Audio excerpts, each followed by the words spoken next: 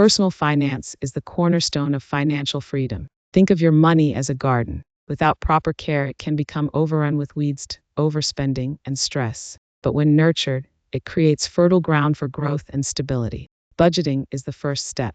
It's your financial GPS, guiding you to where you want to go. Track your income and expenses using tools like Mint or YNAB. The goal isn't restriction, it's giving every dollar a purpose. Next, build an emergency fund. Life is unpredictable. A car repair, medical bill, or job loss can derail your finances if you're unprepared. Save 3 to 6 months worth of living expenses in an accessible account. This is your financial parachute, fully unused, but essential if needed. Once your foundation is solid, focus on investing. Saving alone won't grow wealth due to inflation. Investing allows your money to work for you. Start with assets like stocks, bonds, or real estate, not liabilities like expensive cars or high-interest debt. For beginners, low-cost index funds or ETFs are ideal. They offer diversification without the complexity of picking individual stocks. Platforms like Vanguard or Robinhood make it easy to begin. Remember, time is your greatest ally. Compound interest rewards those who start early.